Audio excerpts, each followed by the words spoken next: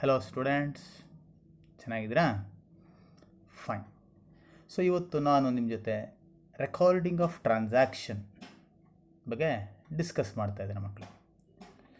So ಈ chapter discuss ಮಾಡೋಕ್ಕೆ ಮೊದಲು ನಾನು ನಿಮಗೆ ಎರಡು ಚಾಪ್ಟ್ರ್, ಫಸ್ಟ್ ಚಾಪ್ಟ್ರ್ ಮತ್ತು ಎರಡನೇ ಚಾಪ್ಟ್ರದು PPT ಮುಖಾಂತರ ನೋಟ್ಸ್ ಕಳಿಸಿದ್ದೆ ಮಕ್ಕಳೇ.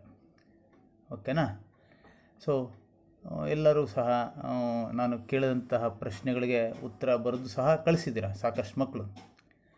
ಸೊ ಈ ರೆಕಾರ್ಡಿಂಗ್ ಆಫ್ ಟ್ರಾನ್ಸಾಕ್ಷನ್ ಪಾಠ ಶುರು ಮಾಡೋಕ್ಕೆ ಮೊದಲು ಫಸ್ಟ್ 2 ಚಾಪ್ಟರ್ಸ್ ಅದ್ರ ಬಗ್ಗೆ ಒಂದು ಸ್ವಲ್ಪ ಡಿಸ್ಕಸ್ ಮಾಡೋಣ ಮಕ್ಕಳೇ. ನಂತರ ಈ 3ನೇ ಚಾಪ್ಟರ್ಗೆ ಬರೋಣ. ಸೊ ಫಸ್ಟ್ ಚಾಪ್ಟ್ರಲ್ಲಿ ನಾವು ಏನು ನೋಡಿದ್ದಾವೆ? Meaning of accounting and bookkeeping, uses of accounting information, qualitative characteristics of accounting, basic terms, ಕೆಲವೊಂದು basic terms, objective of accounting, ಇಷ್ಟು ಸಹ ನಾವು ನೋಡಿದ್ದೇವೆ ಮಕ್ಕಳೇ. ಸೊ ಇಲ್ಲಿ ನಾನು ಈ ಆಬ್ಜೆಕ್ಟಿವ್ಸ್ ಆಫ್ ಅಕೌಂಟಿಂಗ್ನ 4 ಮತ್ತೆ ಇಲ್ಲಿ ಬರೆದಿದ್ದೇನೆ, ಇವೆಲ್ಲ ಬರೆದಿಲ್ಲ.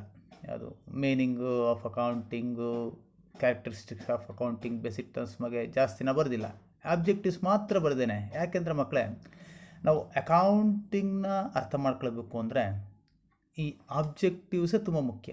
ನಾವು ಆಬ್ಜೆಕ್ಟಿವ್ಸ್ನ ಎಷ್ಟು ಪರ್ಫೆಕ್ಟಾಗಿ ಅರ್ಥ ಮಾಡ್ಕೊಳ್ತೀವೋ ಅಕೌಂಟಿಂಗ್ನ ಅಷ್ಟೇ ಪರ್ಫೆಕ್ಟಾಗಿ ಅರ್ಥ ಮಾಡ್ಕೊಳ್ತೀವಿ. ಅದಕ್ಕೋಸ್ಕರ ಒಂದು 10 ನಿಮಿಷ ನೀವು ಗಮನ ಇಟ್ಟು ಇದನ್ನು ಕೇಳಬೇಕು ಮಕ್ಕಳೇ. ಓಕೆನಾ? ಸೊ ಏನು ಲೆಕ್ಕಶಾಸ್ತ್ರ? ಅಕೌಂಟಿಂಗ್ ಅಂದರೆ ಲೆಕ್ಕಶಾಸ್ತ್ರ. ಏನು ಲೆಕ್ಕಶಾಸ್ತ್ರ ಅಂದರೆ ಇನ್ನೊಂದ್ಸಲಿ ಜ್ಞಾಪಕ ಮಾಡ್ಕೊಳ್ಳೋಣ. ಸೊ ಒಬ್ಬ ಬಿಸ್ನೆಸ್ ಮ್ಯಾನ್ ಯಾತಕ್ಕೆ ವ್ಯಾಪಾರ ಮಾಡ್ತಾನೆ ಅಥವಾ ವ್ಯವಹಾರ ಮಾಡ್ತಾನೆ? ನಿಮಗೆಲ್ಲ ಗೊತ್ತಿದೆ. ಯಾಕೆ ಒಂದು ಬಿಸ್ನೆಸ್ ಮಾಡ್ತಾ ಇರೋದು ಅಂದರೆ ತಕ್ಷಣ ನೀವು ಹೇಳ್ತೀರಾ ಲಾಭ ಮಾಡೋಕ್ಕೆ ಸರ್. Fine, correct. ಸೊ ಯಾವುದೇ ಒಂದು ವ್ಯಕ್ತಿ ಒಂದು ವ್ಯವಹಾರ ಮಾಡ್ತಾ ಇದ್ದಾನೆ ಅಂದರೆ ಅದು ಲಾಭ ಮಾಡೋಕ್ಕೋಸ್ಕರ ಅಲ್ವಾ?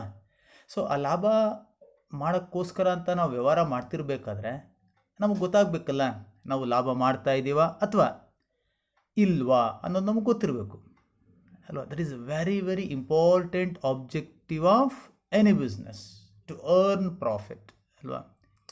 ಸೊ ಅದು ಗೊತ್ತಾಗಬೇಕು ಅಂದರೆ ನಾವು ಲೆಕ್ಕ ಹಾಕಬೇಕು ಅಂದರೆ ಅದೇ ಲೆಕ್ಕಶಾಸ್ತ್ರ, ಅಕೌಂಟಿಂಗ್ ಮಕ್ಕಳೇ. ಸೊ ಅದನ್ನೇ ಇಲ್ಲಿ ತುಂಬ ಸ್ಪಷ್ಟವಾಗಿ ಹೇಳಿರೋದು. ಆಬ್ಜೆಕ್ಟಿವ್ಸ್ ಆಫ್ ಅಕೌಂಟಿಂಗಲ್ಲಿ calculation of profit or loss. ನಮ್ಮ ಪ್ರಮುಖ ಉದ್ದೇಶ ಏನು? ನಾವು ವ್ಯವಹಾರದಲ್ಲಿ ನಮ್ಮ ಬಿಸ್ನೆಸ್ಸಲ್ಲಿ ಲಾಭ ಮಾಡಿದ್ದೀವಾ ಅಥವಾ ನಷ್ಟ ಆಗಿದೆಯಾ ಅನ್ನೋದು ಗೊತ್ತಾಗಬೇಕು ನಮಗೆ. ನಾವು ಮುಂದಕ್ಕೆ ಹೋಗ್ಬೇಕಲ್ಲ, ವ್ಯಾಪಾರ ಮಾಡ್ತಾ ಮಾಡ್ತಾ ಮುಂದಕ್ಕೆ ಹೋಗಬೇಕು ಅಂದರೆ ಲಾಭ ಮಾಡ್ತಾ ಇರಬೇಕು, ಅದು ಗೊತ್ತಿರಬೇಕು ನಮಗೆ. ನಾವು ಮಾಡಿದ್ದೆಲ್ಲ ಅಲ್ಲ ಇಷ್ಟು ಲಾಭ ಮಾಡಿದ್ದಾವೆ ಅಂತ ಗೊತ್ತಾಗಬೇಕಲ್ಲ. ಅದೇ very important, calculation of profit or loss. ಹಾಗೆಯೇ ಅಸರ್ಟೈನಿಂಗ್ ದಿ ಫೈನಾನ್ಷಿಯಲ್ ಪೊಸಿಷನ್. ಏನು ಫೈನಾನ್ಷಿಯಲ್ ಪೊಸಿಷನ್ ಅಂದರೆ ನಮ್ಮ ಹಣಕಾಸಿನ ಸ್ಥಿತಿಗತಿ, ಅಂದರೆ ಅಸೆಟ್ಸ್ ಆ್ಯಂಡ್ ಲಯಬಿಲಿಟೀಸ್. ನಮ್ಮ ಹತ್ರ ಎಷ್ಟು ಆಸ್ತಿ ಇದೆ, ನಮ್ಮದು ಎಷ್ಟು ಹೊಣೆಗಾರಿಕೆ ಇದೆ. ಆಸ್ತಿ ಅಂದರೆ ನಿಮಗೆಲ್ಲ ಗೊತ್ತಿದೆ, ನಮ್ಮ ಮನೆ ಮಠ ಅಂತ ಹೇಳ್ತೀವಲ್ವ, ನಮ್ಮ ಲ್ಯಾಂಡ್ ಆ್ಯಂಡ್ ಬಿಲ್ಡಿಂಗ್, ನಮ್ಮ ಮೆಷಿನರಿ, ನಮ್ಮ ಮೋಟಾರ್ ವೆಹಿಕಲ್ಸ್, ನಮ್ಮ ಹತ್ರ ಏನೆಲ್ಲ ಇದೆಯೋ ಒಂದು ವ್ಯವಹಾರ ಮಾಡೋದಕ್ಕೆ ನಾವೇನೆಲ್ಲ ಯಾವುದರಿಂದ ಮಾಡ್ತಾ ಇದ್ದೇವೋ, ಬಿಲ್ಡಿಂಗಿಂದ ಅಥವಾ ನಮ್ಮ ಹತ್ರ ಎಷ್ಟು ಹಣ ಇದೆ, ಇದೆಲ್ಲನೂ ಅಸೆಟ್ಸ್ ಅಂತ ಕರಿತೇವೆ ಮಕ್ಕಳೇ, ಗೊತ್ತಿದೆ. ಅದೇ ರೀತಿ ನಾವು ಬೇರೆಯವ್ರಿಗೆ ಏನು ಸಾಲ ಕೊಡಬೇಕಲ್ಲ, ಅದನ್ನು ಹೊಣೆಗಾರಿಕೆ. ಸೊ ಎರಡೂ ಗೊತ್ತಿರಬೇಕು ನಮಗೆ. ನಮ್ಮ ಹತ್ರ ಏನು ಆಸ್ತಿ ಇದೆ, ನಾವು ಎಷ್ಟು ಬೇರೆಯವ್ರಿಗೆ ಸಾಲ ಕೊಡಬೇಕು, ಇದು ಗೊತ್ತಿದ್ರೆ ಮಾತ್ರ ನಾವು ಏನೇ ಒಂದು ನಿರ್ಧಾರ ತಗೊಳ್ಳೋದಕ್ಕೆ ತುಂಬ ಅನುಕೂಲ ಆಗುತ್ತೆ ಮಕ್ಕಳೇ. ಇದು ಗೊತ್ತಿಲ್ಲ ಅಂದರೆ ನಾವೇನು ಮಾಡೋಕ್ಕಾಗಲ್ಲ. ಸೊ ಲೆಕ್ಕಶಾಸ್ತ್ರದ ಅಕೌಂಟೆನ್ಸಿನ ಮತ್ತೊಂದು ಪ್ರಮುಖ ಉದ್ದೇಶ ascertaining the financial position of the business. Financial position ಅಂದರೆ ಅಸೆಟ್ಸ್ ಆ್ಯಂಡ್ ಲಯಬಿಲಿಟಿ. ಇದು ಮುಂದೆ ನಾನು ಚರ್ಚೆ ಮಾಡ್ತೇನೆ, ಈ ವಿಡಿಯೋನಲ್ಲೇ ಮುಂದೆ ಇನ್ನೂ ಡೀಟೇಲಾಗಿ ಡಿಸ್ಕಸ್ ಮಾಡ್ತೇನೆ ಅಲ್ಲಿ, ಆಯ್ತಲ್ಲ. ಇದು ಎರಡು ತುಂಬ ಪ್ರಮುಖವಾದ ಉದ್ದೇಶ. Calculation of profit or loss, ascertaining the financial position. ನನ್ನ ಮುಂದೆ ನೀವು ತರಗತಿಗಳಿಗೆ ಬಂದಾಗ, ಕಾಲೇಜಿಗೆ ಬಂದಾಗ ಪ್ರತಿ ಸಲನೂ ಕೇಳ್ತಾ ಇರ್ತಾನೆ ಪ್ರಶ್ನೆ, what are the important objectives of accounting ಅಂತ ಕೇಳಿದ ತಕ್ಷಣ ಇದೆರಡು ಹೇಳ್ಬೇಕು ನೀವು. Calculation of profit or loss, ascertaining the financial position of the business. ಓಕೆನಾ? ಸೊ ಇದು ಎರಡಾದ ಮೇಲೆ ಇನ್ನೊಂದಿದೆ ನೋಡ್ರಿ, ಇಲ್ಲಿ ಇನ್ನೆರಡಿದೆ. Maintain of records of business. ಫಸ್ಟ್ನ ಇದೇನು ಹೇಳ, ಫಸ್ಟ್ ಇದೆರಡು ತಗೊಂಡೆ. ಸೊ ಇದೆರಡೂ ಕ್ಯಾಲ್ಕುಲೇಟ್ ಮಾಡಬೇಕು ಅಂದರೆ ನಾವು ಪ್ರಾಫಿಟ್ ಆ್ಯಂಡ್ ಲಾಸ್ ಹಾಗೆಯೇ ಫಿನಾನ್ಷಿಯಲ್ ಪೊಸಿಷನ್ ಕ್ಯಾಲ್ಕುಲೇಟ್ ಮಾಡಬೇಕು ಅಂದರೆ ಮಕ್ಕಳೇ ನಮ್ಮ ಹತ್ರ ರೆಕಾರ್ಡ್ಸ್ ಇರಬೇಕಲ್ವ. ಎಷ್ಟು ಖರ್ಚು ಆಗಿದೆ, ಎಷ್ಟು ಆದಾಯ ಬಂದಿದೆ, ಏನೆಲ್ಲ ಬಿಸ್ನೆಸ್ ಟ್ರಾನ್ಸಾಕ್ಷನ್ ಮಾಡಿದ್ದಾವೆ, ಅದೆಲ್ಲ ರೆಕಾರ್ಡ್ ಮಾಡಿದ್ರೆ ತಾನೇ ಇದೆರಡು ಕಂಡಿಡೋಕ್ಕೆ ಸಾಧ್ಯ. ಅದಕ್ಕೋಸ್ಕರನೇ maintain of records of business ಪರ್ಫೆಕ್ಟಾಗಿ ರೆಕಾರ್ಡ್ ಮಾಡಿರಬೇಕು. ಆಯಿತಾ? ಇದು ರೆಕಾರ್ಡ್ ಮಾಡಿದ್ರೆ ನಮ್ಮ ಎಲ್ಲ ಟ್ರಾನ್ಸಾಕ್ಷನ್ವೂ ನಾವು ಇದೆರಡು ಕಂಡುಹಿಡಿಯೋದಕ್ಕೆ ಸಾಧ್ಯ. ಅರ್ಥ ಆಯ್ತಲ್ಲ ಈ ಮೂರು ಉದ್ದೇಶ. ನಾಲ್ಕನೇದು ತುಂಬ ಪ್ರಮುಖವಾದ ಉದ್ದೇಶ ನಮ್ಮ ಅಕೌಂಟಿಂಗ್ ಅಥವಾ ಅಕೌಂಟೆನ್ಸಿ ಏನು ಅಂದರೆ providing accounting information to the users. So ಮತ್ತೊಂದು ತುಂಬ ಪ್ರಮುಖವಾದ ಉದ್ದೇಶ, ನಾವು ಯಾತಕ್ಕೆ ಲಾಭ ನಷ್ಟ ಕಂಡುಹಿಡಬೇಕು, ಯಾತಕ್ಕೆ ಫಿನಾನ್ಷಿಯಲ್ ಪೊಸಿಷನ್ ಕಂಡುಹಿಡಬೇಕು ಅಂದರೆ ಟು ಟೇಕ್ ಡಿಸಿಷನ್ಸ್. ಇನ್ಫಾರ್ಮೇಷನ್ ಕೊಡಬೇಕು, ಅದೇ ಡಿಸಿಷನ್ ಮೇಕಿಂಗ್, ಅದೇ ಇನ್ಫಾರ್ಮೇಷನ್. ನಾವು ಲಾಭ ನಷ್ಟ ಎಷ್ಟು ಮಾಡಿದ್ದೇವೆ, ನಮ್ಮ ಅಸೆಟ್ಸ್ ಆ್ಯಂಡ್ ಲಯಬಿಲಿಟಿ ಎಷ್ಟು ಅಂದರೆ ಅಕೌಂಟಿಂಗ್ ಇನ್ಫಾರ್ಮೇಷನ್. ಈ ಇನ್ಫಾರ್ಮೇಷನ್ನ ಟು ದ ಯೂಸರ್ಸ್ ಅಂದರೆ ನಮ್ಮ ಬಿಸ್ನೆಸ್ಗೆ ಸಂಬಂಧಪಟ್ಟಂಗೆ ಸಾಕಷ್ಟು ಜನರು ಇರ್ತಾರೆ. ಓನರ್ ಇರ್ತಾನೆ, ಎಂಪ್ಲಾಯೀಸ್ ಇರ್ತಾರೆ, ಗೌರ್ಮೆಂಟ್ ಇರುತ್ತೆ, ಬ್ಯಾಂಕ್ಸ್ ಇರುತ್ತೆ. ಇವರೆಲ್ಲನೂ ಕೂಡ ನಮ್ಮ ವ್ಯವಹಾರದ ಸುತ್ತಮುತ್ತ ಇರೋಂತಹ ಜನ, ಅವ್ರು ನಮಗೆ ಸಂಬಂಧಪಟ್ಟವ್ರು. ಇವರಿಗೆಲ್ಲ ಆಗಾಗ್ಗೆ ಇದ್ರ ಬಗ್ಗೆ ನಾವು ಮಾಹಿತಿಗಳು ಕೊಡಬೇಕು ಮಕ್ಕಳೇ. ಸೊ ಇದು ಮತ್ತೊಂದು ಪ್ರಮುಖವಾದ ಉದ್ದೇಶ. ಇದನ್ನು ಫಸ್ಟ್ ಚಾಪ್ಟ್ರಲ್ಲಿ ನೀವೆಲ್ಲ ತಿಳ್ಕೊಂಡಿದ್ದೀರಾ, ಆದರೂ ಇನ್ನೊಮ್ಮೆ ಜ್ಞಾಪಕ ಮಾಡ್ಕೊಳ್ಳೋಣ. ಇದು ತುಂಬ ತುಂಬ ಮುಖ್ಯ. ಈ ಉದ್ದೇಶಗಳನ್ನ ಎಷ್ಟು ಪರ್ಫೆಕ್ಟಾಗಿ ಅರ್ಥ ಮಾಡ್ಕೊಂಡಿರ್ತಾವೋ ಉಳಿದೆಲ್ಲನೂ ಸಹ ಅರ್ಥ ಆಗುತ್ತೆ. ಇವಾಗ ಮುಂದೆ ನೋಡೋಣ. ಹಂಗಾರೆ meaning of accounting and book ಕೀಪಿಂಗಲ್ಲೇನು, ಈ ಉದ್ದೇಶಗಳನ್ನ ನಾವು ಪ್ರಾಫಿಟ್ ಆ್ಯಂಡ್ ಲಾಸ್ ಕಂಡಿಬೇಕು ಅಂದರೆ, ಫಿನಾನ್ಷಿಯಲ್ ಪೊಸಿಷನ್ ಕಂಡಿಬೇಕು ಅಂದರೆ ನಮ್ಮ ಟ್ರಾನ್ಸಾಕ್ಷನ್ ಎಲ್ಲ ರೆಕಾರ್ಡ್ ಆಗಿರಬೇಕಲ್ಲ. ಯಾವ ರೀತಿ ರೆಕಾರ್ಡ್ ಆಗಿರಬೇಕು, ರೆಕಾರ್ಡ್ ಮಾಡಬೇಕಲ್ಲ ಒಂದು ಸಿಸ್ಟಮ್ಯಾಟಿಕ್ ಆಗಿ.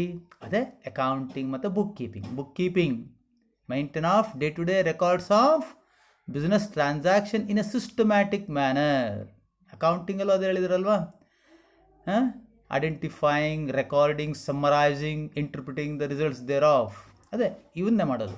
ರೆಕಾರ್ಡ್ ಮಾಡಬೇಕು, ಪ್ರಾಫಿಟ್ ಆ್ಯಂಡ್ ಲಾಸ್ ಕಂಡಿಬೇಕು, interpreting the results thereof ಅಂದರೆ ಅವಶ್ಯಕತೆ ಇರೋರಿಗೆಲ್ಲ ಆ ಇನ್ಫಾರ್ಮೇಷನ್ನ ಕೊಡಬೇಕು ಅಂತ ಹೇಳಿದ್ರು ಮಕ್ಕಳೇ. ಈ ಅಕೌಂಟಿಂಗ್ ಇನ್ಫಾರ್ಮೇಷನ್ ಉಪಯೋಗಿಸಪಡೋರು ಯಾರು, ಯೂಸರ್ಸ್ ಅಂತ ಕರಿತೇವೆ ಅವ್ರನ್ನ. ಅದು ಕೂಡ ನಾವು ಡಿಸ್ಕಸ್ ಮಾಡಿದ್ದೇವೆ ಅಲ್ವಾ. ಹಾಗೆಯೇ ಈ ಕ್ವಾಲಿಟೇಟಿವ್ ಕ್ಯಾರೆಕ್ಟರಿಸ್ಟಿಕ್ಸ್ ಆಫ್ ಅಕೌಂಟಿಂಗ್ ಅಂತ ಕರಿತೇವೆ. ಅದೇ ಈ ಅಕೌಂಟಿಂಗ್ಗೆ ಏನೆಲ್ಲ ಗುಣಲಕ್ಷಣಗಳಿರಬೇಕು ಅದು ನೋಡಿದ್ದೇವೆ ಅಲ್ವಾ. ರಿಲಯಬಿಲಿಟಿ, ರಿಲೆವೆನ್ಸ್, ಕಂಪ್ಯಾರಬಿಲಿಟಿ, ಇದೆಲ್ಲ.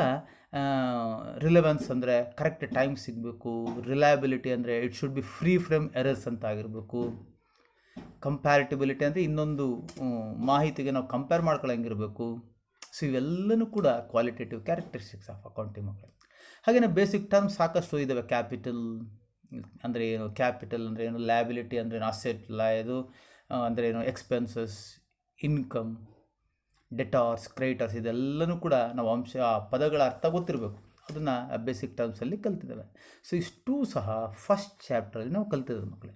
ಸೊ ಫಸ್ಟ್ ಚಾಪ್ಟ್ರಲ್ಲಿ ಈ ಬೇಸಿಕ್ ಟರ್ಮ್ಸ್ ಮತ್ತು ಉದ್ದೇಶ ಎಷ್ಟು ಪರ್ಫೆಕ್ಟಾಗಿ ತಿಳ್ಕೊತೀವೋ, ಪದೇ ಪದೇ ಹೇಳ್ತಾ ಇದ್ದಾರೆ ನಾನು, ಅಷ್ಟು ನಮಗೆ ಅಕೌಂಟೆನ್ಸಿ ತುಂಬ ಸುಲಭ, ಲೆಕ್ಕಶಾಸ್ತ್ರ ತುಂಬ ಸುಲಭ ಆಗುತ್ತೆ ಮಕ್ಕಳೇ. ಅರ್ಥ ಆಗಿದೆ ಅಲ್ವಾ. ಸೊ ಮತ್ತೆ ಈ ಬೇಸಿಕ್ ಟರ್ಮ್ಸ್ದು ಅಸೆಟ್ಟು ಇದೆಲ್ಲ ಮತ್ತೆ ಇದೇ ವಿಡಿಯೋದಲ್ಲಿ ಚರ್ಚೆ ಮಾಡ್ತಾ ಹೋಗ್ತೇನೆ ಮಕ್ಕಳೇ. ಓಕೆನಾ. ಹಾಗೆಯೇ ಸೆಕೆಂಡ್ ಚಾಪ್ಟ್ರಲ್ಲಿ ಏನು ತಿಳ್ಕೊಂಡಿದ್ದಾವೆ. ಸೊ ಇಲ್ಲಿ ಹೇಳಿದ್ವಿ ನಾವು ಅಲ್ವಾ, ಅಕೌಂಟಿಂಗ್ ಮತ್ತು bookkeeping, maintain of records of business transaction in a systematic manner. So ನಾವು ಸುಮ್ಮನೆ ನಮಗೆ ಇಷ್ಟ ಬಂದಂಗೆ ಬರೆಯೋಕ್ಕಾಗಲ್ಲ ಮಕ್ಕಳೇ. ನಮಗಿಷ್ಟ ಬಂದಂಗೆ ಪ್ರಾಫಿಟ್ ಆ್ಯಂಡ್ ಲಾಸ್ ಕಂಡಿಯೋಕ್ಕಾಗೋದಿಲ್ಲ, ಫಿನಾನ್ಷಿಯಲ್ ಪೊಸಿಷನ್ ಕಂಡಿಯೋಕ್ಕಾಗಲ್ಲ. ಅದಕ್ಕೆ ಒಂದು ರೀತಿ ನೀತಿ ಇರ್ತದೆ, ಅದಕ್ಕೆ ಕೆಲವೊಂದು ಪ್ರಿನ್ಸಿಪಲ್ಸ್ನ ಫಾಲೋ ಮಾಡಬೇಕು. ಅದನ್ನೇ ಹೇಳೋದು GAAP, generally accepted accounting principle. ಇದು ನಾವು ಸೆಕೆಂಡ್ ಚಾಪ್ಟರ್ ಕಲ್ತಿರೋದು. ಸೊ ಆ ಪ್ರಿನ್ಸಿಪಲ್ಸ್ನ ಫಾಲೋ ಮಾಡಬೇಕು ನಾವು. ಯಾವುದಾವುದು ಆ ಪ್ರಿನ್ಸಿಪಲ್ಸು ಅಂದರೆ ಇಲ್ಲಿ ನೋಡಿ ಇದು ಹೇಳಿದ್ದೇವೆ, ಬೇಸಿಕ್ ಅಕೌಂಟಿಂಗ್ ಕಾನ್ಸೆಪ್ಟ್. 14 ಕಾನ್ಸೆಪ್ಟ್ ತಗೊಂಡಿದ್ದೀವಲ್ವಾ. Business entity concept, money measurement concept, dual aspect concept, ಇವೆಲ್ಲನೂ ಕೂಡ 14 ಕಾನ್ಸೆಪ್ಟ್ಸ್. ಅಂದರೆ ನಾವು ಯಾವ ರೀತಿ ನಮ್ಮ ಬುಕ್ಸ್ ಆಫ್ ಅಕೌಂಟ್ಸ್ನ ಬರೀಬೇಕು, ಯಾವ ರೀತಿ ಪ್ರಾಫಿಟ್ ಆ್ಯಂಡ್ ಲಾಸ್ ಕಂಡಿಬೇಕು, ಫಿನಾನ್ಷಿಯಲ್ ಪೊಸಿಷನ್ ಕಂಡಿಬೇಕು ಅಂತ ತಿಳಿಸುತ್ತೆ ಮಕ್ಕಳೇ. ಸೊ ಅದು ಇನ್ನೂ ಕೂಡ ನಿಮಗೆ ಡೀಟೇಲಾಗಿ ಕ್ಲಾಸಿಗೆ ಬಂದಾಗ ಮತ್ತೆ ಒಂದೊಂದಾಗಿ ಎಕ್ಸ್ಪ್ಲೇನ್ ಮಾಡಿರ್ತಾನೆ, ಆಯ್ತಲ್ಲ. ಹಾಗೆ ನಮ್ಮ ಸಿಸ್ಟಮ್ಸ್ ಆಫ್ ಅಕೌಂಟಿಂಗ್ ಏನು, single entry system, double entry system ಅಂತ, ಆಯ್ತಲ್ಲ. ಸೊ ಇದು ಕೂಡ ಒಂಥರ ಥಿಯರಿ ಆಸ್ಪೆಕ್ಟ್ ನಾವು ನೋಡ್ಕೋಬೇಕಾಗಿರೋದು. ಸೊ ನಾವೆಲ್ಲ ಫಾಲೋ ಅಪ್ ಮಾಡ್ತಾ ಇರೋ ಡಬಲ್ ಎಂಟ್ರಿ ಸಿಸ್ಟಮ್ ಇವಾಗ. So double entry system is A perfect systematic manner, ಒಂದು ಸೈಂಟಿಫಿಕ್ ಮೆಥಡ್ ಆಫ್ ಅಕೌಂಟಿಂಗ್ ಮಕ್ಕಳೇ. ಸೊ ಸಿಂಗಲ್ ಎಂಟ್ರಿನೂ ಸಹ ನಾವು ಉಪಯೋಗಿಸ್ತೇವೆ. ಅದು ಸಮಯ ಸಂದರ್ಭಕ್ಕೆ ತಕ್ಕಂಗೆ nature of it's all depend upon the nature of business. ಅದು ಕೂಡ ಮತ್ತೆ ಆ ಸಮಯ ಬಂದಾಗ ಡಿಸ್ಕಸ್ ಮಾಡ್ತಾರೆ ಮಕ್ಕಳು. ಬೇಸಿಸ್ ಆಫ್ ಅಕೌಂಟಿಂಗ್ ಇದು ಅಷ್ಟೇ, ಕ್ಯಾಶ್ ಬೇಸಿಸ್ ಮತ್ತು ಅಕ್ರೂವಲ್ ಬೇಸಿಸ್ ಇವೆಲ್ಲವೂ ಸಹ ನಿಮಗೆ ಫೈನಲ್ ಅಕೌಂಟ್ಸ್ ಕೊನೆಯ ಚಾಪ್ಟರ್ ಬರುತ್ತೆ, ಅಲ್ಲಿ ಮತ್ತೆ ಇನ್ನೂ ಡೀಟೇಲಾಗಿ ಇದ್ರ ಬಗ್ಗೆ ಚರ್ಚೆ ಮಾಡೋಣ. ಸದ್ಯಕ್ಕೆ ಇಷ್ಟು ತಿಳ್ಕೊಂಡಿರಿ ಸಾಕು. It is a two system, cash basis and accrual basis ಅಂದರೆ.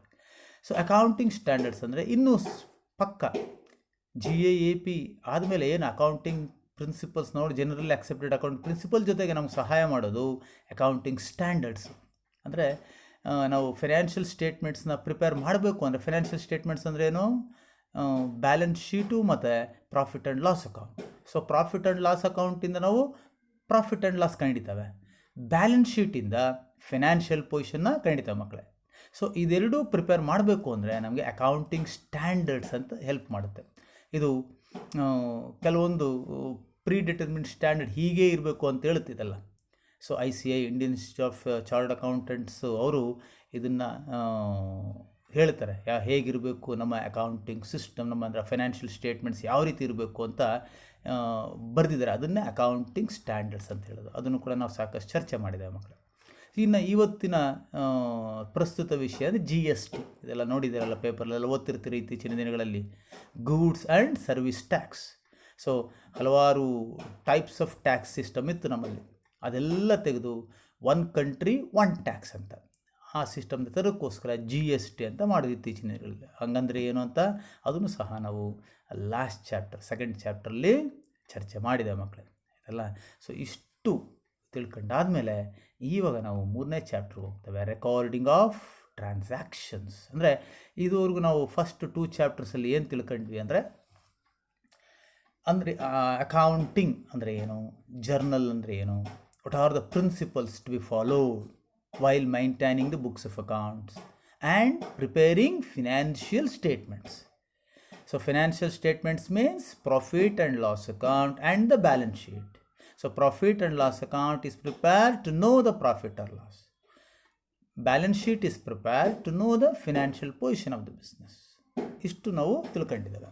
ಸೊ ಇವಾಗ ಈ ರೆಕಾರ್ಡಿಂಗ್ ಆಫ್ ಟ್ರಾನ್ಸಾಕ್ಷನಲ್ಲಿ ಏನು ತಿಳ್ಕೊಳ್ತೀವಿ ಅಂದರೆ ಮಕ್ಕಳೇ, ಹೇಗೆ ರೆಕಾರ್ಡ್ ಮಾಡ್ತೀವಿ ಟ್ರಾನ್ಸಾಕ್ಷನ್ನ, how to record in a systematic manner, ಇದನ್ನು ತಿಳ್ಕೊಳ್ತೇವೆ. ಒಂದೊಂದಾಗಿ ನೋಡ್ತಾ ಹೋಗೋಣ. So first, the business transactions are to be recorded mainly in the following 2 books. ನಾವು 2 ತುಂಬ ಮುಖ್ಯವಾದ ಪುಸ್ತಕಗಳನ್ನ ಮೇಂಟೈನ್ ಮಾಡ್ತೇವೆ ಅಕೌಂಟ್ಸ್ ಬುಕ್ಸ್ ಅಂದರೆ, ಒಂದು ಜರ್ನಲ್, ಇನ್ನೊಂದು ಲೆಡ್ಜರ್. ಅದು ಇನ್ ಡೀಟೇಲಾಗಿ ಮುಂದೆ ನಾನು ಎಕ್ಸ್ಪ್ಲೇನ್ ಮಾಡ್ತಾ ಹೋಗ್ತೇನೆ. ಆ ಜರ್ನಲ್ ಮತ್ತು ಲೆಡ್ಜರ್ ಎರಡನ್ನೂ ಕೂಡ ಸಪ್ರೇಟಾಗೇ ನೋಡ್ತೇವೆ ಮಕ್ಕಳೇ, ಸಪ್ರೇಟಾಗೇ ಡಿಸ್ಕಸ್ ಮಾಡ್ತೇನೆ, ಅದು ಬಂದಾಗ ಹೇಳ್ತೇನೆ, ಆಯ್ತಲ್ಲ. ಸೊ ಇದನ್ನು ನಾವು ಜರ್ನಲ್ ಮತ್ತು ಲೆಡ್ಜರಲ್ಲಿ ಬರಿಬೇಕು ಅಂದರೆ ಹೇಗೆ ಬರಿಬೇಕು, ನಮ್ಗೆ ಇಷ್ಟ ಬಂದಂಗೆ ಬರೆಯೋಂಗಿಲ್ಲ. ಟ್ರಾನ್ಸಾಕ್ಷನ್ನ ನಮ್ಗೆ ಇಷ್ಟ ಬಂದಂಗೆ ಬರೆಯೋಂಗಿಲ್ಲ. ಅದಕ್ಕೇನಿರುತ್ತೆ, GAAP generally accepted accounting principles, second chapter discuss ಮಾಡಿದ್ದೇವಲ್ಲ. ಸೊ ಹೀಗೇ ಬರಿಬೇಕು ಅಂತ ಹೇಳುತ್ತೆ. ಅದಕ್ಕೆ ಒಂದು ರೀತಿ ನೀತಿ ಇರುತ್ತೆ. ಆ ನೀತಿಗಳನ್ನ ನಾವಿಲ್ಲಿ ಯಾವ ರೀತಿ ಬರಿಬೇಕು ಅಂತ ಕಲ್ತ್ಕೊಳ್ಳೋದನ್ನೇ ಈ ಚಾಪ್ಟ್ರಲ್ಲಿ ನೋಡ್ತಾ ಹೋಗ್ತೇವೆ ಮಕ್ಕಳು. ಅದನ್ನು ಹೇಳ್ತೇವೆ ನೋಡ್ರಿ. In this chapter we will discuss the following in order to record the business transaction systematically in the above said books. ಈ 2 ಪುಸ್ತಕದಲ್ಲಿ ಯಾವ ರೀತಿ ಬರಿಬೇಕು ಅಂತ ನೋಡ್ತಾ ಹೋಗ್ತೇವೆ ನಾವಿಲ್ಲಿ. ಸೊ ಆ ರೀತಿ ಬರಿಬೇಕು ಅಂದರೆ ಒಂದು 4 ವಿಷಯನ ನಾವು ಅರ್ಥ ಮಾಡ್ಕೊಳ್ಬೇಕು. First, identifying the transactions to be recorded. ಯಾವ ಟ್ರಾನ್ಸಾಕ್ಷನ್ನ ನಾವು ಬರಿಬೇಕು, ರೆಕಾರ್ಡ್ ಮಾಡ್ತೀವಲ್ಲ ಅದನ್ನು ಐಡೆಂಟಿಫೈ ಮಾಡಬೇಕು ನಾವು. ಎರಡನೇದು, ಪ್ರಿಪೇರಿಂಗ್ ದ ಸೋರ್ಸ್ ಡಾಕ್ಯುಮೆಂಟ್ಸ್ ಅಂದರೆ ನಾವು ಟ್ರಾನ್ಸಾಕ್ಷನ್ ಇದು ಅಂತ ಸುಮ್ಮನೆ ಬರೆದುಬಿಡೋಕ್ಕಾಗಲ್ಲ ಪುಸ್ತಕದಲ್ಲಿ, ಅದಕ್ಕೆ ಸಪೋರ್ಟಿಂಗ್ ಡಾಕ್ಯುಮೆಂಟ್ಸ್ ಇರಬೇಕು. ಅದನ್ನು ಸೋರ್ಸ್ ಡಾಕ್ಯುಮೆಂಟ್ ಅಂತ ಕರೀತೇವೆ.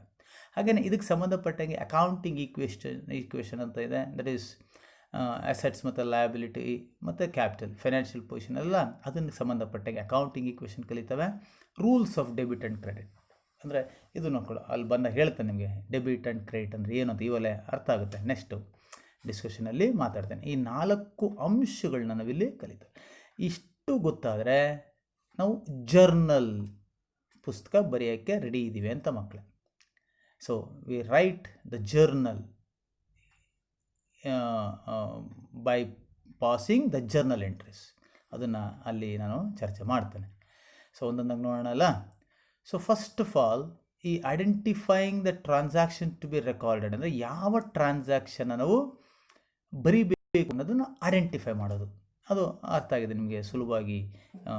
ನಾವು accounting definition identification, recording, first identification ಆಮೇಲೆ ರೆಕಾರ್ಡಿಂಗ್ ಅಲ್ವಾ, ಆ ಥರ. ಸೊ ಐಡೆಂಟಿಫೈ ಆದಮೇಲೆ ರೆಕಾರ್ಡ್ ಮಾಡಬೇಕು. ರೆಕಾರ್ಡ್ ಮಾಡಬೇಕು ಅಂದರೆ ನಮಗೆ ಹತ್ರ ಡಾಕ್ಯುಮೆಂಟ್ಸ್ ಇರಬೇಕು ಅಲ್ವಾ. ಸೊ ಅದೆಲ್ಲ ಗೊತ್ತಾದ ಮೇಲೆ ಯಾವ ರೀತಿ ಬರಿಬೇಕು ಅನ್ನೋಂಥ ತಿಳ್ಕೊಳ್ಳೋದೆ rules of debit and credit ಮತ್ತು ಅಕೌಂಟಿಂಗ್ ಈಕ್ವೇಷನ್ ಮಕ್ಕಳೇ. ಓಕೆನಾ. ಸೊ ಒಂದೊಂದಾಗಿ ನೋಡ್ತಾ ಹೋಗೋಣ. ರೈಟ್.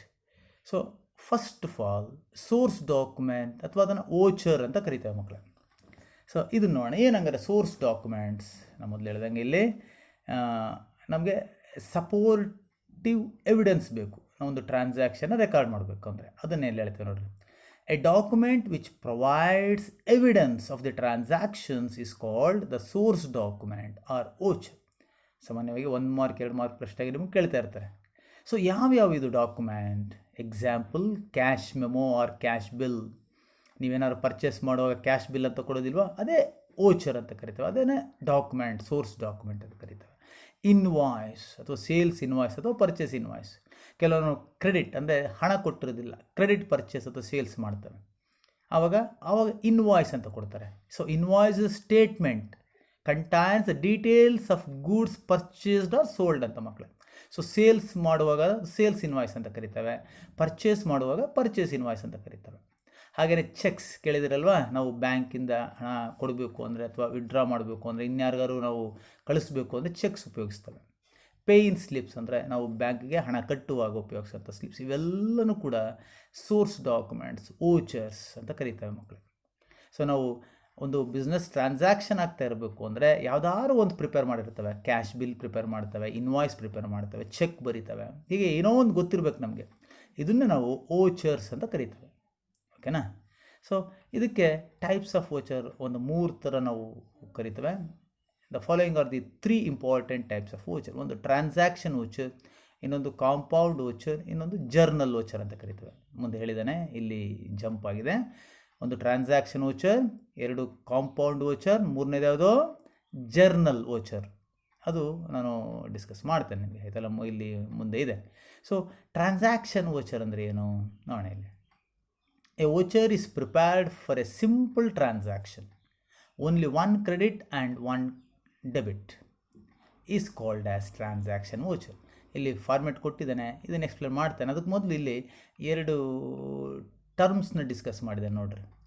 ಏನು ಟ್ರಾನ್ಸಾಕ್ಷನ್ ಮತ್ತು ಡ್ಯೂಯಲ್ ಆಸ್ಪೆಕ್ಟ್ ಕಾನ್ಸೆಪ್ಟ್. ಇಲ್ಲಿ ಯಾತಕ್ಕೆ ಇಲ್ಲಿ ಚರ್ಚೆ ಮಾಡ್ತಿದ್ದೇನೆ ಅಂದರೆ, ಈ ವೋಚರ್ನ ಬರೆಯೋದು ಗೊತ್ತಾಗಬೇಕು ಅಂದರೆ ಇದು ನಮಗೊಂದು ಸ್ವಲ್ಪ ತಿಳ್ಕೊಳ್ಬೇಕು ಮಕ್ಕಳೇ. ಟ್ರಾನ್ಸಾಕ್ಷನ್ ಏನು ನಾವು ತಿಳ್ಕೊಂಡಿದ್ದೇವೆ, exchange of money or money's worth between 2 persons or entities ಅಲ್ವಾ. ಸೊ ನಾವು ಸೇಲ್ಸ್ ಮಾಡ್ತೇವೆ ನಾವು. ಸೊ ಸೇಲ್ ಮಾಡಿದ್ರೆ ಏನು ಮಾಡ್ತೀವಿ, ಕ್ಯಾಶ್ ಬರುತ್ತೆ ನಮಗೆ, ನಾವು ಗೂಡ್ಸ್ ಕೊಡ್ತೇವೆ. ಎಕ್ಸ್ಚೇಂಜ್ ಆಫ್ ಮನಿ, ನಮಗೆ ಹಣ ಬಂತು, ಅವನಿಗೆ ಗೂಡ್ಸ್ ಹೋಯಿತು, ನಮಗೆ ಹಣ ಬಂತು, ನಮ್ಮಿಂದ ಗೂಡ್ಸ್ ಹೋಯಿತು, ಇದಲ್ವ ಎಕ್ಸ್ಚೇಂಜ್ ಆಗಿರೋದು. ಸೊ ಹಾಗೆಯೇ ಇದನ್ನು ಟ್ರಾನ್ಸಾಕ್ಷನ್ ಅಂತ ಕರೀತಾರೆ. ಈ ಡ್ಯೂಯಲ್ ಆಸ್ಪೆಕ್ಟ್ ಕಾನ್ಸೆಪ್ಟ್ಸ್ 14 ಕಾನ್ಸೆಪ್ಟ್ ಕಲ್ತಿದ್ದೀವಲ್ಲ, ಇದರಲ್ಲಿ ಒಂದು dual aspect. Dual aspect concept ಅಂದ್ರೇನು, ಎವ್ರಿ ಟ್ರಾನ್ಸಾಕ್ಷನ್ ಹ್ಯಾಸ್ 2 ಆಸ್ಪೆಕ್ಟ್ಸ್. ಒಂದು ರಿಸೀವಿಂಗ್ ಆಸ್ಪೆಕ್ಟ್ ಮತ್ತು ಇನ್ನೊಂದು ಗಿವಿಂಗ್ ಆಸ್ಪೆಕ್ಟ್ ಅಲ್ವಾ. ಸೊ ರಿಸೀವಿಂಗ್ ಆಸ್ಪೆಕ್ಟ್ ಅಂದರೆ ಡೆಬಿಟ್ ಆಸ್ಪೆಕ್ಟ್, ಗಿವಿಂಗ್ ಆಸ್ಪೆಕ್ಟ್ ಅಂದರೆ ಕ್ರೆಡಿಟ್ ಆಸ್ಪೆಕ್ಟ್. ಇದನ್ನು ಯಾಕೆ ಹೇಳ್ತಿದ್ದೀನಿ ಅಂದರೆ, ಸೊ ಪ್ರತಿಯೊಂದು ಟ್ರಾನ್ಸಾಕ್ಷನ್ ನಾವು ಇಲ್ಲಿ ಬರಿತಾ ಇರೋದು ಬುಕ್ಸ್ ಆಫ್ ಅಕೌಂಟ್ಸಲ್ಲಿ ಅಲ್ವಾ, ಅದನ್ನು ಬುಕ್ ಕೀಪಿಂಗ್ ಅಂತ ಹೇಳೋದು ನಾವು.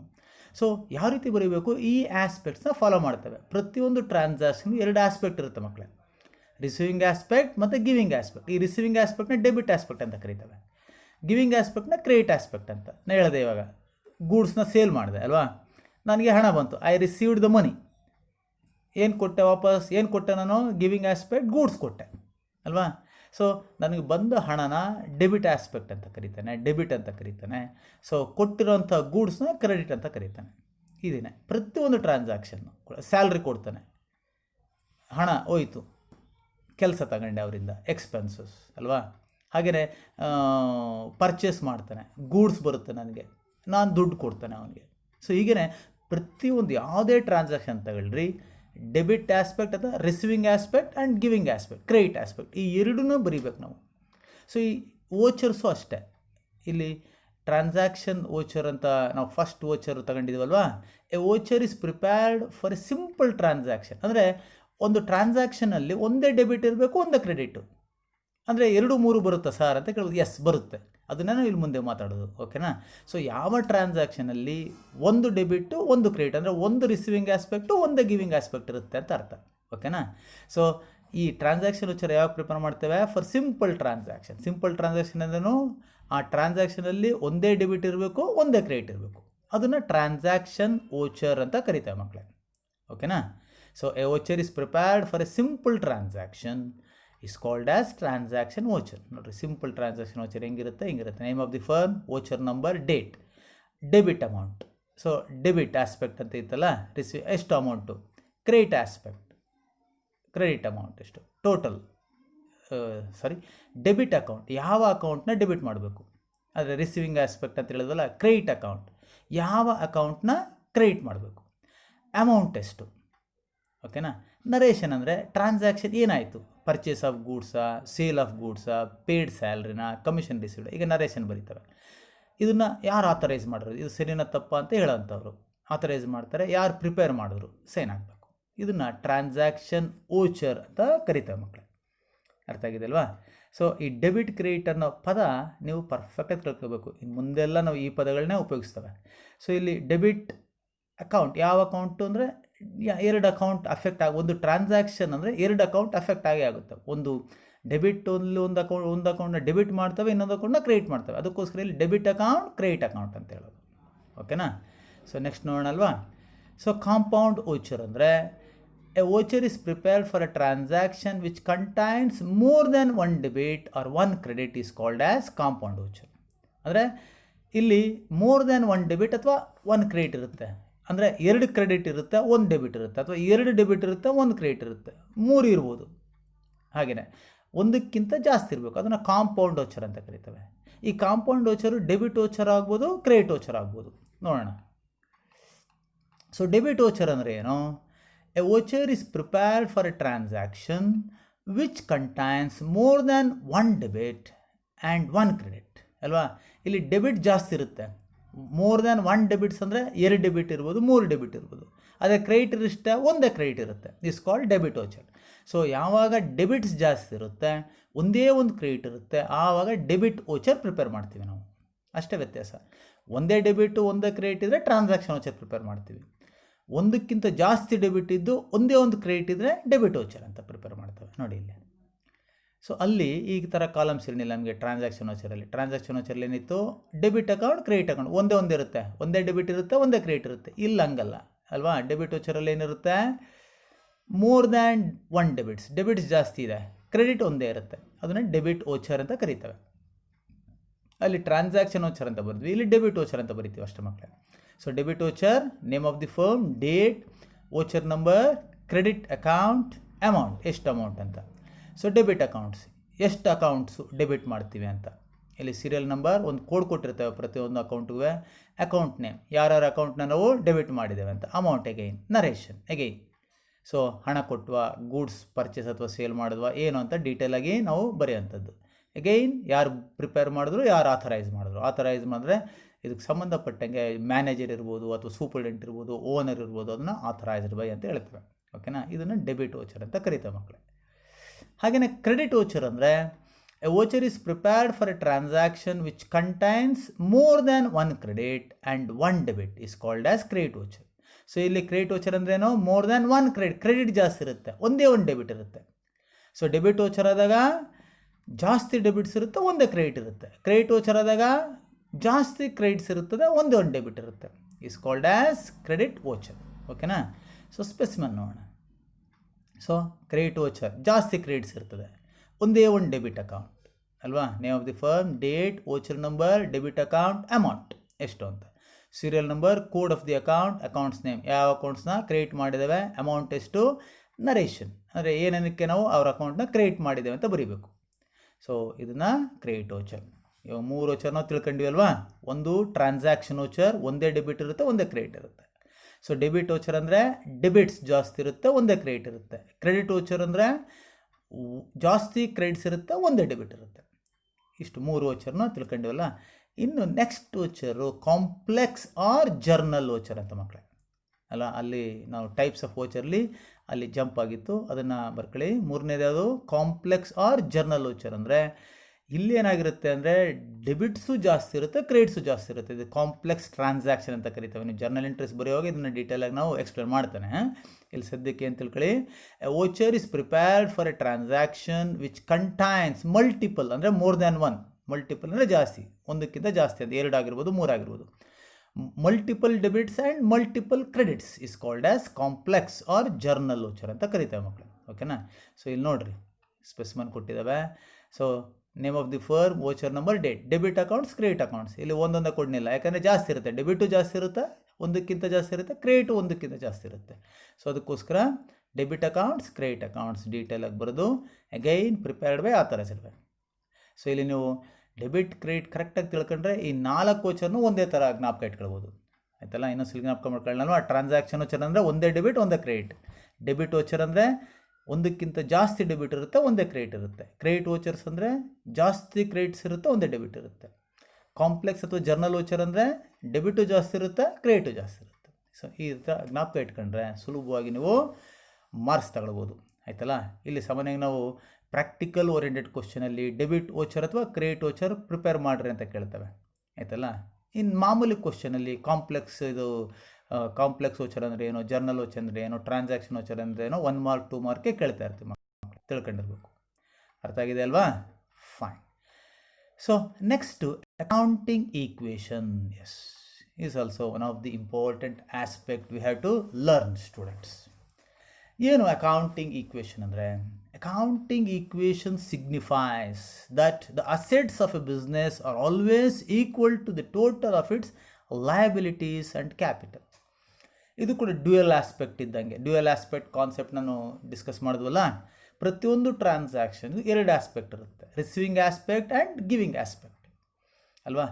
ಸೊ ಅದೇ ರೀತಿ ನಮ್ಮ ಬಿಸ್ನೆಸ್ಸಲ್ಲಿ ಫಿನಾನ್ಷಿಯಲ್ ಪೊಸಿಷನ್ ಕಂಡುಹಿಡಿತೇವೆ ಅಂತ ಹೇಳಿದೆ. ಫಿನಾನ್ಷಿಯಲ್ ಪೊಸಿಷನ್ ಅಂದರೆ ಏನು? ನಮ್ಮ ಆಸ್ತಿ ಎಷ್ಟು, ಹೊಣೆಗಾರಿಕೆ ಎಷ್ಟು, ಅಂದರೆ ಅಸೆಟ್ಸ್ ಎಷ್ಟು, ಲಯಬಿಲಿಟಿ ಎಷ್ಟು, ಇದು ಗೊತ್ತಿರಬೇಕು. ಸೊ ನನ್ನ ಹತ್ರ ಒಂದು 100 ರೂಪಾಯಿ ಇದೆ ಅಂದರೆ ಅದು ನನ್ನದೇ ಸ್ವಂತ ಹಣ ಆಗಿರಬೇಕು ಅಥವಾ ಯಾರಿಂದನಾರು ಸಾಲ ಪಡೆದಿರಬೇಕು, ಅಷ್ಟೇ ವ್ಯತ್ಯಾಸ. ಸೊ 100 ರೂಪಾಯಿ ನನ್ನ ಹತ್ರ ಇದೆ ಅಂದರೆ 25 ರೂಪಾಯಿ ಬೇರೆಯವರಿಂದ ಸಾಲ ತಂದಿದ್ದಾನೆ, 75 ರೂಪಾಯಿ ನಂದೆ. ಸೊ ಆ 100 ರೂಪಾಯಿ ನಂತವಿರೋದೇನು? ಅಸೆಟ್ಸ್. ಸೊ 25 ರೂಪಾಯಿ ಸಾಲ ತಂದಿರೋದು ಲಯಬಿಲಿಟಿ, 75 ರೂಪಾಯಿ ನಂದೇ ಯಾವುದು? ಕ್ಯಾಪಿಟಲ್ ಅಂತ ಕರೀತೇವೆ. ನನ್ನ ಹಣ ಬಿಸ್ನೆಸ್ಸಲ್ಲಿ ಏನು ಹಾಕಿದ್ದಾನೋ ಅದನ್ನು ಕ್ಯಾಪಿಟಲ್ ಅಂತ ಕರೀತೇವೆ ಮಕ್ಕಳು.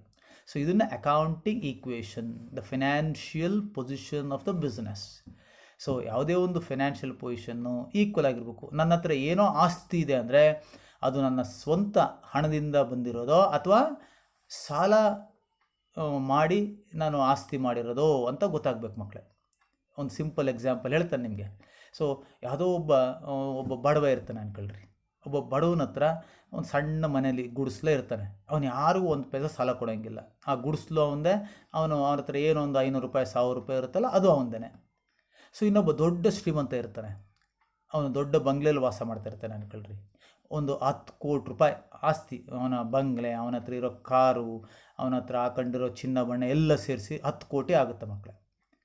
ಆದರೆ ಅವನು ಬೇರೆಯವ್ರಿಗೆ ಸಾಲ ಕೊಡಬೇಕಲ್ಲ, ಬ್ಯಾಂಕು ಅಲ್ಲಿಂದೆಲ್ಲ ಸಾಲ ತಂದಿರ್ತಾನಲ್ಲ, ಅದು 15 ಕೋಟಿ ಕೊಡಬೇಕಾಗಿರುತ್ತೆ ಅವನು. ಸೊ ಅವನದ ಸ್ವಂತ ಹಣನೇ ಇಲ್ಲ. ಅವನು ಎಷ್ಟಿದೆ ಆಸ್ತಿ, ಅಸೆಟ್ಸ್ 10 ಕೋಟಿ ಇದ್ದರೆ ಸಾಲ ಕೊಡಬೇಕಾಗಿರೋಷ್ಟು 15 ಕೋಟಿ. ಸೊ ಆ ಬಡವನ ಹತ್ರ ಎಷ್ಟಿದೆ? ಬರೀ ಒಂದು 1000 ರೂಪಾಯಿ ಇದೆ. ಯಾರು ಶ್ರೀಮಂತ? ಆ ಬಡವನೇ ಶ್ರೀಮಂತ ಮಕ್ಕಳೇ. ಓಕೆನಾ. ಸೊ ಅದಕ್ಕೋಸ್ಕರ ಒಂದು ವ್ಯಾಪಾರ, ಒಂದು ವ್ಯವಹಾರದ ಫಿನಾನ್ಷಿಯಲ್ ಪೊಸಿಷನ್ನು ತಿಳ್ಕೊಳ್ಳೋದು ನಾವು ತುಂಬ ತುಂಬ ಮುಖ್ಯ. Assets is equal to liabilities plus capital ಅಂದರೆ ಅರ್ಥ ನಮ್ಮ ಹತ್ರ ಏನು ಆಸ್ತಿ ಇದೆಯೋ ಅದು ನಮ್ಮ ಸ್ವಂತ. ಕ್ಯಾಪಿಟಲ್ ಅಂದರೆ ನಮ್ಮ ಸ್ವಂತ ಹಣ. ಲಯಬಿಲಿಟೀಸ್ ಅಂದರೆ ಹೊರಗಡೆಯಿಂದ ಸಾಲ ತಂದಿರೋದು, ಎಕ್ಸ್ಟರ್ನಲ್ ಲಯಬಿಲಿಟೀಸ್. ಈ ಕ್ಯಾಪಿಟಲ್ನ ಇಂಟರ್ನಲ್ ಲಯಬಿಲಿಟಿ ಅಂತ ಕರಿತೇವೆ, ನಮ್ಮ ಸ್ವಂತ ಹಣನ. ಓಕೆನಾ. ಸೊ ಅದನ್ನು ಅಕೌಂಟಿಂಗ್ ಈಕ್ವೇಷನ್ ಅಂದ್ರೇನು? Accounting equation signifies that the assets of a business are always equal to the total of its liabilities and capital. ಅಂದರೆ ನಮ್ಮ ಹತ್ರ ಏನು ಆಸ್ತಿ ಇದೆಯೋ ಅಸೆಟ್ಸು ಅದು ನಮ್ಮ ಲಯಬಿಲಿಟಿ ಮತ್ತು ಕ್ಯಾಪಿಟಲ್ಗೆ ಈಕ್ವಲೇ ಆಗಿರಬೇಕು ಅಂತ ಅರ್ಥ. ಅಂದರೆ ನಮ್ಮ ಆಸ್ತಿ ನಮ್ಮ ಸ್ವಂತ ಹಣದ ಅಥವಾ ಹೊರಗಡೆಯಿಂದ ತಂದಿರೋಂಥ ಸಾಲದ ಅಂತ ಯಾವಾಗಲೂ ಇದು. ಸೊ ಅದಕ್ಕೋಸ್ಕರ thus accounting equation is as follows. ಅದನ್ನು ಅಕೌಂಟಿಂಗ್ ಈಕ್ವೇಷನ್ ಈ ರೀತಿ ಬರುತ್ತೆ. Assets is equal to liabilities plus capital, A is equal to L plus C. ಇದು ಸಾಮಾನ್ಯವಾಗಿ ನಾವು 2 ಮಾರ್ಕ್ ಪ್ರಶ್ನೆ ಕೇಳ್ತಾ ಇರ್ತವೆ. ಪ್ರಾಕ್ಟಿಕಲ್ ಓರಿಯೆಂಟೆಡ್ ಕ್ವಶನಲ್ಲಿ 5 ಮಾರ್ಕ್ಸ್ ಕ್ವಶನ್ ಕೇಳ್ತವೆ. ಇದನ್ನು ಕಂಡುಹಿಡಿಬೇಕು ಅಂತ ಅದನ್ನು ಮಾಡಿದ್ದೇನೆ, ಮುಂದೆ ನೋಡೋಣ. ಸೊ ಈ ಅಕೌಂಟಿಂಗ್ ಈಕ್ವೇಷನ್ ಗೊತ್ತಿದ್ರೆ ನಾವು ಈ ಮೂರನ್ನು ಕಂಡುಹಿಡಿಬೋದು ಮಕ್ಕಳು. ಯಾವ್ದಾದ್ರು 2 ಕೊಟ್ಟರೆ ಈ 3 ನಾವು ಕಂಡುಹಿಡಿತೇವೆ. ಅಸೆಟ್ಸ್ನ ಕಂಡುಹಿಡಿಬೋದು. ನಾವು ಬರೀ ಲಯಬಿಲಿಟೀಸ್ ಕ್ಯಾಪಿಟಲ್ ಕೊಟ್ಟಿರ್ತಾನೆ, ಇದೆರಡನ್ನು ಆ್ಯಡ್ ಮಾಡಿದ್ರೆ ಏನು ಬರುತ್ತೆ? ಅಸೆಟ್ಸ್. ಅದನ್ನು A is equal to L plus C, asset is equal to liability plus capital. ಹಾಗೆಯೇ ಕ್ಯಾಪಿಟಲ್ ಕಂಡುಹಿಡಿಬೋದು ನಾವು. ಅಸೆಟ್ಸಿಂದ ಲಯಬಿಲಿಟೀಸ್ನ ಮೈನಸ್ ಮಾಡಿದ್ರೆ ನಮ್ಗೆ ಕ್ಯಾಪಿಟಲ್ ಸಿಗುತ್ತೆ. ಅದಕ್ಕೋಸ್ಕರ capital C is equal to A minus L. ಹಾಗೆಯೇ ಲಯಬಿಲಿಟೀಸ್ನ ಕಂಡುಹಿಡಿಬೋದು. Assets minus capital liabilities, L is equal to A minus C. So ಈ ಅಕೌಂಟಿಂಗ್ ಈಕ್ವೇಷನ್ನ ಈ 3 ಥರನೂ ಸಹ ನಾವು ಬರೀಬೋದು. ನೋಡ್ತಗೋಣ ಒಂದು ಎಕ್ಸಾಂಪಲ್ಸ್, ಆಯಿತಾ? ಸೊ ಅದಕ್ಕೆ ಮೊದಲು ಅಸೆಟ್ಸ್ ಅಂದರೆ ಏನು, ಕ್ಯಾಪಿಟಲ್ ಅಂದರೆ ಏನು, ಲಯಬಿಲಿಟಿ ಅಂದರೆ ಇನ್ನೊಂದ್ಸಲಿ ತಿಳ್ಕೊಳ್ಳೋಣ ಮಕ್ಕಳು. So the things are properties owned by business is called as asset. ಇದು ನಾವು ಬೇಸಿಕ್ ಟರ್ಮ್ಸ್ ಫಸ್ಟ್ ಚಾಪ್ಟ್ರಲ್ಲಿ ನಾವು ಇದನ್ನೆಲ್ಲ ಬರ್ಕೊಂಡಿದ್ವಿ, ತಿಳ್ಕೊಂಡಿದ್ವಿ. ಆದರೆ ಇನ್ನೊಂದ್ಸಲಿ ನೋಡ್ಕೊಳ್ಳಿ. ಅಸೆಟ್ಸ್ ಅಂದರೆ ಯಾವುವು? Land and building, machinery, furniture, motor vehicles, stock of goods, debtors, investments etcetera. ಇವೆಲ್ಲ ಪರ್ಫೆಕ್ಟಾಗಿ ತಿಳ್ಕೊಂಡಿರ್ಬೇಕು ನಾವು. ಜರ್ನಲ್ ಎಂಟ್ರೀಸ್, ಜರ್ನಲ್ ಬುಕ್ಕಲ್ಲಿ ಬರೀಬೇಕಲ್ಲ, ಜರ್ನಲ್ ಎಂಟ್ರೀಸ್ ಮುಖಾಂತರ ಅದನ್ನು ಬರೀಬೇಕು ಅಂದರೆ ಈ ಅಸೆಟ್ಟು, ಲಯಬಿಲಿಟೀಸ್, ಕ್ಯಾಪಿಟಲ್ ಎಲ್ಲ ಪರ್ಫೆಕ್ಟಾಗಿ ತಿಳ್ಕೊಂಡಿರ್ಬೇಕು ನಾವು ಈ ಪದಗಳನ್ನ. ಓಕೆನಲ್ಲ? ರೈಟ್. ಕ್ಯಾಪಿಟಲ್ ಅಂದ್ರೇನು? Money or money's worth invested by the owner into the business is called as capital. ನಾವು ನಮ್ಮ ಸ್ವಂತ ಹಣ ಏನು ಬಿಸ್ನೆಸ್ಗೆ ಹಾಕ್ತೀವಲ್ಲ ಅದನ್ನು ಕ್ಯಾಪಿಟಲ್ ಅಂತ ಕರೀತಾರೆ. ಲಯಬಿಲಿಟಿ ಅಂದರೆ ಏನು? ನಾವು ಬೇರೆಯವ್ರಿಗೆ ಕೊಡಬೇಕಾದ ದುಡ್ಡು, ಹೊಣೆಗಾರಿಕೆ ಅಲ್ವಾ? The amount due by the business to others is called as liability. ನಾವು ಬೇರೆಯವ್ರಿಗೆ ಏನು ಹಣ ಕೊಡಬೇಕಲ್ಲ ಅದನ್ನು ಲಯಬಿಲಿಟಿ ಅಂತ ಕರೀತೇವೆ. ಯಾವುದಾದ್ರು liability? Creditors, bills payable, banks loan, banks overdraft, loan from outsiders etcetera. So creditors ಅಂದರೆ ನಾವು ಯಾರಿಗೆ ಕೊಡೋ? Creditors the person to whom the business is due. Debtors ಅಂದರೆ debtor is a person who due to the business. ನಮಗೆ ಯಾರು ಕೊಡಬೇಕು ಅವನ್ನ debtor ಅಂತ ಕರಿತೇವೆ. ನಾವು ಯಾರಿಗೆ ಕೊಡಬೇಕು, ನಾವು ಅಂದರೆ ಬಿಸ್ನೆಸ್, ಅವನ್ನ ಕ್ರೆಡಿಟಾರ್ ಅಂತ ಕರಿತೇವೆ. ಬಿಲ್ಸ್ ಪೇಬಲ್ ಅದು ಕೂಡ ಒಂಥರ ನಾವು ಸಾಲ ತಗೊಂಡಾಗ ಕೊಡಬೇಕು ಅಂತ. ಇದನ್ನ ನಮಗೆ ಬರಬೇಕಾದ್ರೆ ಬಿಲ್ಸ್ ರಿಸೀವಬಲ್ ಅಂತ ಕರಿತೇವೆ. ಸೊ ಬ್ಯಾಂಕ್ಸಿಂದ ಸಾಲ ತಗೊಂಡಿದ್ರೆ ಬ್ಯಾಂಕ್ ಓವರ್ ಡ್ರಾಫ್ಟ್ ಅಂದರೆ ಅದು ಒಂಥರ ಸಾಲನೇ. Loan from outside. ಸಾಮಾನ್ಯವಾಗಿ ಲಯಬಿಲಿಟಿ ಇಷ್ಟೇ ಇರ್ತದೆ. ಸೊ ಅಸೆಟ್ಸ್ ಇನ್ನೂ ಸಾಕಷ್ಟು ಇರ್ತದೆ. ಬಿಲ್ ರಿಸೀವಬಲ್ ಅಂತ ಕರಿತೇವೆ, ಇನ್ವೆಸ್ಟ್ಮೆಂಟ್ಸ್ ಅಂತ ಕರಿತೇವೆ, ಇನ್ನೂ ಸಾಕಷ್ಟು ಕಂಪ್ಯೂಟರ್ಸು, ಈ ಥರ ಯಾವ್ದಾದ್ರು ಅಸೆಟ್ಗೆ ಬರ್ಬೋದು ಮಕ್ಕಳ. Cash in hand, cash at bank, ಇವೆಲ್ಲ ಅಸೆಟ್ಸೇ. ಓಕೆನಾ? ಮತ್ತು ಅದನ್ನು ನೋಡ್ತಾ ಹೋಗೋಣ. ಸೊ ಇಲ್ಲ ಒಂದೆರಡು ಎಕ್ಸಾಂಪಲ್ ಮಾಡಿದೆ ನೋಡಿರಿ ಅಕೌಂಟಿಂಗ್ ಈಕ್ವೇಷನ್ನ. ಸೊ ಎಕ್ಸಾಂಪಲ್ 1 ನಾವು ಕೊಟ್ಬಿಟ್ಟಿದ್ದಾವೆ. Asset is equal to 1,20,000, capital 40, liability 80. Accounting equation ಏನೋ? L plus C. 1,20,000 is equal to 80,000 plus 40,000. Liability ಎಷ್ಟು? 80,000 ಬೇರೆಯವರಿಂದ ನಾವು ಸಾಲ ಕೊಡಬೇಕಾದ್ರೆ ಬೇರೆಯವ್ರಿಗೆ. 40,000 ನಮ್ಮ ಸ್ವಂತ ಹಣ. ಸೊ ಟೋಟಲ್ ಅಸೆಟ್ಸ್ ಎಷ್ಟಿದೆ ನಮ್ಮ ಹತ್ರ? 1,20,000. ಅಂದರೆ ಈ ಆಸ್ತಿ ಎಷ್ಟು ಬಂತು? 1,20,000 ನಮ್ಗೆ ಹೆಂಗೆ ಬಂತು? 80,000 ಬೇರೆಯವರಿಂದ ಸಾಲ ತಂದಿದ್ದಾವೆ, ನಮ್ಮ ಸ್ವಂತ ಹಣ 40,000 ಇದೆ ಅಂತ ಅರ್ಥ ಮಕ್ಕಳೇ. Example number 2. Asset 75,000, liability 45,000, capital ಕಂಡಿದ್ದೀರಿ ಅಂತ ಹೇಳಿದ್ದಾರೆ ಅಲ್ವಾ? ಸೊ ಕ್ಯಾಪಿಟಲ್ ಅಂದರೆ ಏನು? Asset minus liability. Account equation ಜ್ಞಾಪಕ ಮಾಡ್ಕೊಳ್ಳಿ ಅಲ್ವಾ? ಸೊ ಅಸೆಟ್ಸ್ ಎಷ್ಟು? 75,000, ಲಯಬಿಲಿಟಿ 45. ಲೆಸ್ ಮಾಡಿದ್ರೆ ಕ್ಯಾಪಿಟಲ್ ಇಸ್ ಈಕ್ವಲ್ ಟು 30,000. ಈ ಈಕ್ವೇಷನ್ ಬರೀರಿ. A is equal to L plus C. Asset 75,000, L 45 plus C 30. 75,000 is equal to 45 plus 30. ಆ ರೀತಿಯೂ ಬರಿಬೋದು. ಸೊ ಇಲ್ಲೇನು ಕೊಟ್ಟಿದ್ದಾವೆ? ಲಯಬಿಲಿಟಿ ಕಂಡುಹಿಡಿಬೇಕು. Assets 1,60,000, capital 90. So liability is equal to asset minus capital. 1,60,000 minus 90,000, 70,000 is the liability. So ಹೀಗೆ ನಾವು ಏನು ಬೇಕಾದ್ರೂ 2 ಕೊಟ್ಟರೆ ಯಾವ್ದಾದ್ರು 3ನೇ ನಾವು ಕಂಡುಹಿಡಬೇಕು. ಹಾಗೆಯೇ ಎಕ್ಸಾಂಪಲ್ ನಂಬರ್ 4. ಅಸೆಟ್ ಕಂಡುಹಿಡಬೇಕು ನಾವಿಲ್ಲಿ ನೋಡಿ. ಕ್ಯಾಪಿಟಲ್ ಕೊಟ್ಟಿದ್ದಾರೆ 1,25,000, ಲಯಬಿಲಿಟಿ 90,000. ಅಸೆಟ್ ಎಷ್ಟು? Capital plus liability. 1,25,000 plus 90, 2,15,000 is the asset. ಓಕೆನಾ? ಈ ರೀತಿ ಕೊಡ್ತೇವೆ. ಕೆಲವೊಮ್ಮೆ ಏನು ಮಾಡ್ತೀವಿ ಅಂದರೆ ಈ ರೀತಿ ಡೀಟೇಲ್ ಕೊಡ್ಬಿಡ್ತೀವಿ. ಟೋಟಲ್ ಅಸೆಟ್ಸು ಟೋಟಲ್ ಲಯಬಿಲಿಟಿ ಅಂತ ಕೊಡೋದಿಲ್ಲ ನಾವು. ಏನು ಕೊಡ್ತೀವಿ? ಅಸೆಟ್ಸ್ ಡೀಟೇಲ್ಸ್ ಕೊಡ್ತೀವಿ, ಲಯಬಿಲಿಟಿ ಡೀಟೇಲ್ಸ್ ಕೊಡ್ತೀವಿ. ನಾವು ಕಂಡುಹಿಡ್ಕೊಳ್ಬೇಕು ಟೋಟಲ್ ಅಸೆಟ್ಸ್ ಎಷ್ಟು, ಟೋಟಲ್ ಲಯಬಿಲಿಟಿ ಎಷ್ಟು ಅಂತ. ಆಮೇಲೆ ನಾವು ಕಂಡಿಡ್ತೇವೆ. ಇದರಲ್ಲಿ ಏನು ಕಂಡಿಬೇಕು? ನಾವು ಕ್ಯಾಪಿಟಲ್ ಕಂಡಿಬೇಕು. So building 55, machinery 40, furniture 25, debtors 20, creditors 30,000, bills payable 10,000 ಇಷ್ಟು ಕೊಟ್ಟಿದ್ದಾವೆ. ಸೊ ಇದರಲ್ಲಿ ಅಸೆಟ್ಸ್ ಬೇರೆ ಬರ್ಕೊಳ್ಬೇಕು, ಲಯಬಿಲಿಟೀಸ್ ಬೇರೆ ಬರ್ಕೋಬೇಕು ಮಕ್ಕಳೇ. ನಾವು ಅಸೆಟ್ಸ್ ಎಷ್ಟಾಯಿತು, building, machinery, furniture, debtors 1,40,000. Liability creditors plus bills payable 40,000. So capital ಕಂಡಿಡ್ರಿ, assets minus liability is equal to capital 1 lakh. ಹೀಗೆ. So ಇದು ಸಾಮಾನ್ಯವಾಗಿ ನಾವು ಪ್ರಾಕ್ಟಿಕಲ್ ಓರಿಯೆಂಟೆಡ್ ಕ್ವಶನಲ್ಲಿ 5 ಮಾರ್ಕ್ಸ್ ಕೇಳ್ತಾ ಇರ್ತವೆ. ಸೊ ಸುಮ್ಮನೆ ಯಾವ್ದಾದ್ರು ಒಂದು ಕಂಡಿಡಿರಿ ಅಂತ, ಯಾವ್ದಾದ್ರು ಅಸೆಟ್ ಕಂಡಿಡಿರಿ, ಲಯಬಿಲಿಟಿ ಕಂಡಿಡಿರಿ, 2 ಮಾರ್ಕ್ಸ್ ಕ್ವಶನು ಕೇಳ್ತಾ ಇರ್ತವೆ. ಸೊ ತುಂಬ ಸುಲಭ ಇದೆ ಅಲ್ವಾ? So you can understand very easily and you can do it. ಇಲ್ಲಿ ತುಂಬ ನೀವು ಪ್ರಮುಖವಾಗಿ ಅರ್ಥ ಮಾಡ್ಕೊಳ್ಬೇಕಾಗಿರೋದು ಅಸೆಟ್ಸ್ ಅಂದರೆ ಏನು, ಲಯಬಿಲಿಟೀಸ್ ಅಂದರೆ ಏನು, ಯಾವ್ಯಾವು ಅಸೆಟ್ಟು, ಯಾವ್ಯಾವ ಲಯಬಿಲಿಟಿ, ಅದು ತಿಳ್ಕೊಳ್ಳೋದೇ ತುಂಬ ಮುಖ್ಯ ಮಕ್ಕಳೇ. ಅರ್ಥ ಆಗಿದೆ ಅಲ್ವಾ? ಸೊ ಇಲ್ಲೊಂದು ಕೆಲವೊಂದು ಕ್ವಶನ್ಸ್ ಕೊಟ್ಟಿದ್ದಾನೆ, ಅದಕ್ಕೆಲ್ಲ ಉತ್ತರ ಬರೀರಿ, ಆಯ್ತಲ್ಲ? So write the meaning of voucher, give any 2 examples for voucher, write the specimen of debit voucher and credit voucher, write the accounting equation, calculate the missing figure from the following. So missing figure ಕಂಡಿಡಬೇಕು. Asset ಕೊಟ್ಟಿದೆ, liability capital ಕೊಟ್ಟಿದೆ, liability ಕಂಡಿಡ್ರಿ. Asset ಇದೆ, liability ಇದೆ, capital ಕಂಡಿಡ್ರಿ. ಇಲ್ಲಿ capital ಮತ್ತು liability ಇದೆ, ಅಸೆಟ್ ಕಂಡಿಡ್ರಿ.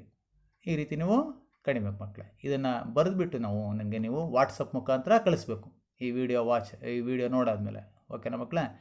ಸೊ ಇಷ್ಟು ಸಹ ಇವತ್ತಿನ ಸೆಷನಲ್ಲಿ ನಾವು ಕಲ್ತ್ಕೊಂಡಿದ್ವಿ. ಅರ್ಥ ಆಯ್ತಲ್ಲ? ಸೊ ಒಂದು ವೋಚರ್ಸ್ ಬಗ್ಗೆ, transaction voucher, debit voucher, credit voucher ಮತ್ತು ಜರ್ನಲ್ ಕಾಂಪ್ಲೆಕ್ಸ್ ವೋಚರ್, ಅದೆಲ್ಲ 1 ಮಾರ್ಕ್ 2 ಮಾರ್ಕ್ಸ್ ತೀರೋ ಜೊತೆಗೆ ಡೆಬಿಟ್ ವೋಚರ್ ಮತ್ತು ಕ್ರೆಡಿಟ್ ವೋಚರ್ನ ಸಾಮಾನ್ಯವಾಗಿ ನಾವು ಪ್ರಾಕ್ಟಿಕಲ್ ಓರಿಯೆಂಟ್ ಕ್ವಶನ್ ಮಾಡ್ತೇವೆ. ಇಲ್ಲಿ ನೋಡಿದಲ್ಲಿ ಯಾವುದೋ right the specimen of debit voucher and credit voucher ಅಂದರೆ ಅದೇ ಡ್ರಾಫ್ಟ್ ಅಂತ ಕೇಳ್ತೇವೆ, ಅದು ರೈಟ್ ಅಂತವೆ. ಇದನ್ನು ಬರೀಬೇಕು, 5 ಮಾರ್ಕ್ಸ್ ಕ್ವಶನ್. ಇದು ಕೂಡ 5 ಮಾರ್ಕ್ಸ್ ಕ್ವಶನ್ನೇ, ಅಕೌಂಟಿಂಗ್ ಈಕ್ವೇಷನ್, ಆಯ್ತಲ್ಲ? ಸೊ ಇಷ್ಟು ಕೂಡ ಕಲ್ತಿದ್ದಾವೆ. ನಿಧಾನಕ್ಕೆ ವಿಡಿಯೋ ವಾಚ್ ಮಾಡಿ ಅರ್ಥ ಮಾಡ್ಕೊಳ್ಳಿ ಮಕ್ಕಳೇ.